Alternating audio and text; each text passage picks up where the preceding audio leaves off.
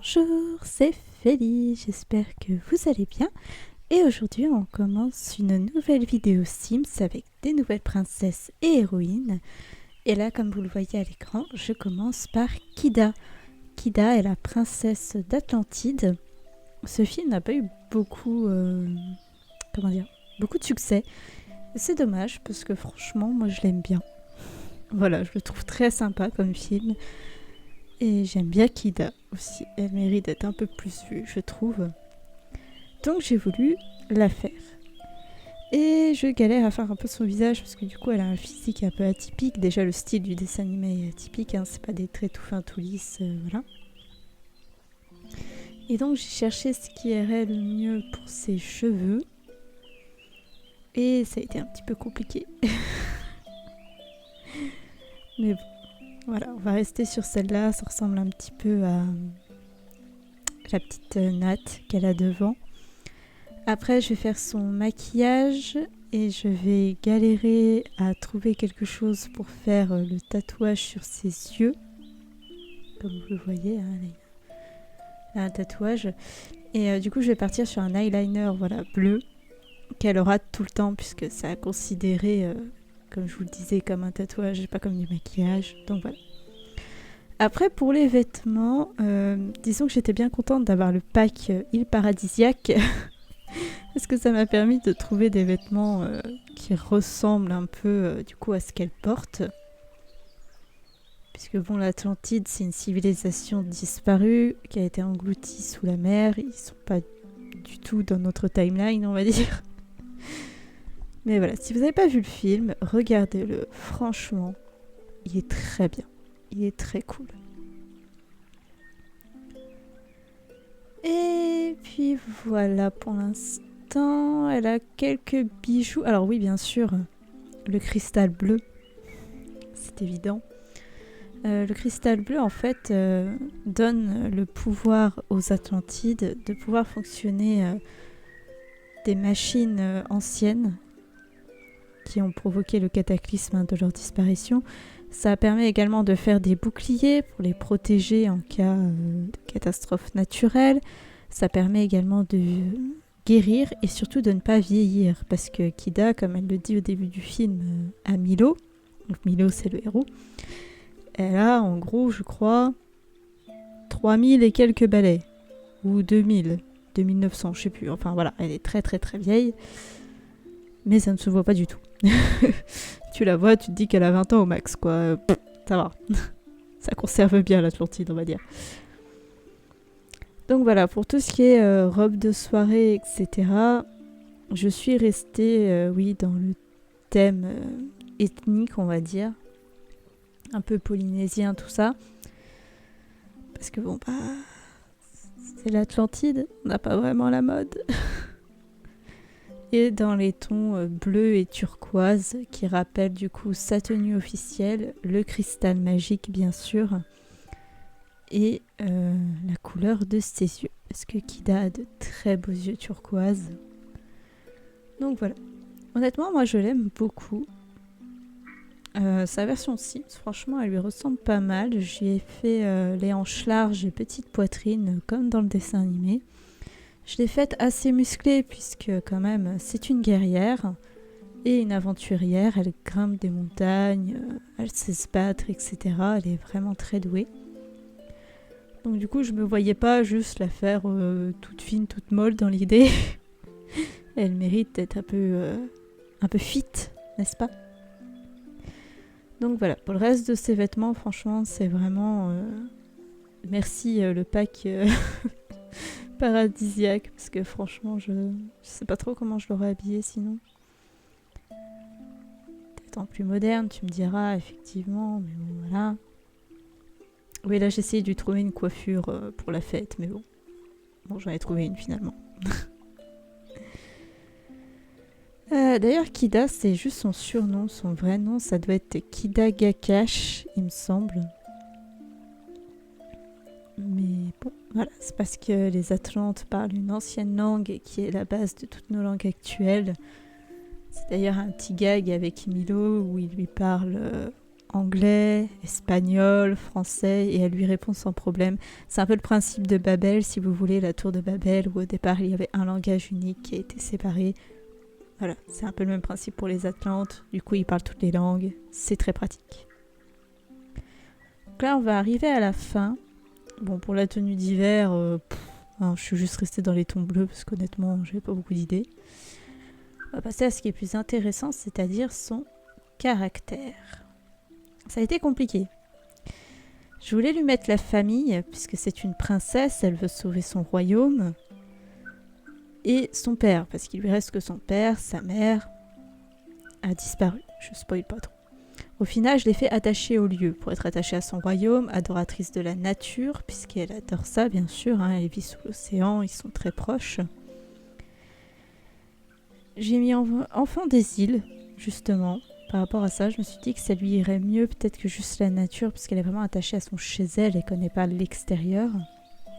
Solitaire, puisqu'effectivement elle est recluse, et bienveillante, puisqu'elle est quand même très curieuse et très amicale. Oui, solitaire et amicale, oui. Ensuite, on passe à Pocahontas. Pocahontas n'est pas ma préférée. Déjà, moi j'avais Pocahontas 2 en cassette, j'avais pas le 1. Mais elle est importante. Elle fait partie de la diversité de Disney, elle fait partie des héroïnes. Certains la considèrent princesse parce qu'elle est fille du chef Powhatan. Mais voilà, techniquement c'est un chef, c'est pas un roi, donc bon. Mais pourquoi pas. Donc là, pareil, pour ses cheveux, j'ai cherché quel type de cheveux pourrait lui aller. Je voulais pas quelque chose de trop lisse ou de trop coiffé, puisque Pocahontas a juste d'immenses cheveux longs et noirs. Donc là j'ai pris la nuance noir-bleu pour aller avec les reflets.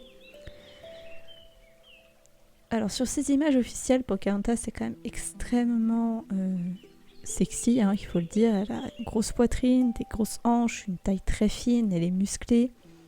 J'ai essayé de lui refaire ce type de proportion. Et j'ai un peu galéré à trouver sa couleur de peau. Que je savais pas trop quelle couleur lui irait le mieux.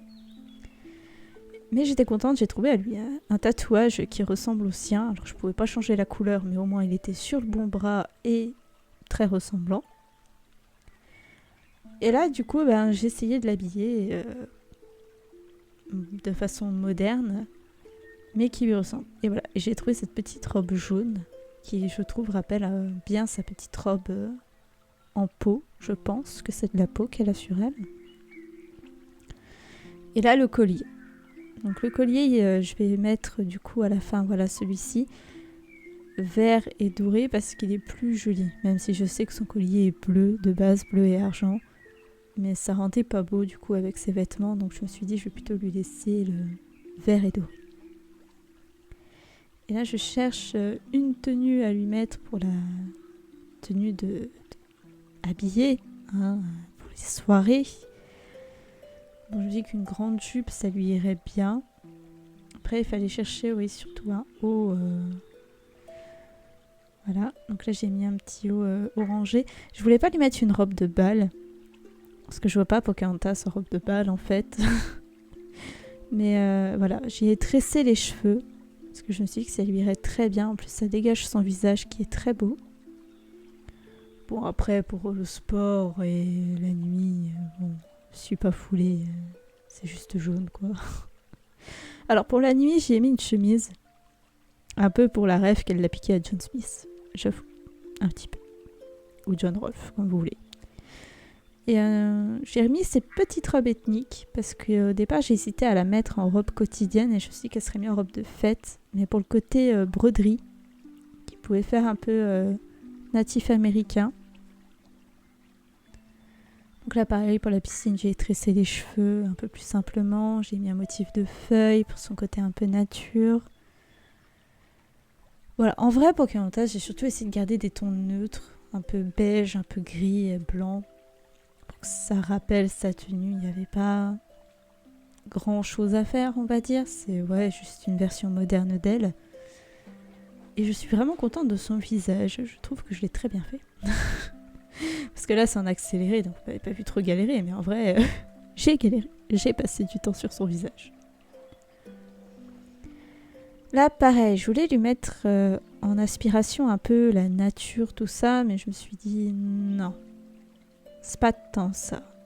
Je l'ai mis, voilà, ami des animaux plus pour protéger les animaux, protection de la nature. J'ai voulu lui mettre le côté famille, mais en même temps pas vraiment. Elle est attachée à son père, mais pas tant que ça. Et du coup, je lui ai mis ambitieuse, puisqu'elle veut quand même instaurer la paix, hein, elle veut être pacifiste, et sûre d'elle, parce que justement, elle est sûre qu'elle va y arriver.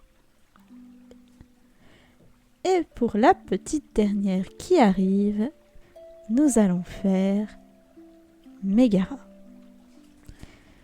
Alors, Mégara, elle, clairement, c'est pas une princesse, c'est une héroïne, hein, c'est la femme d'Hercule, si vous avez eu un petit temps de retard. Et Mégara, par contre, je l'aime beaucoup. C'est quand même la seule princesse Disney où on sait qu'elle a eu une vie amoureuse avant le personnage de son film, et on sait qu'elle a eu le cœur brisé. C'est intéressant. Donc voilà.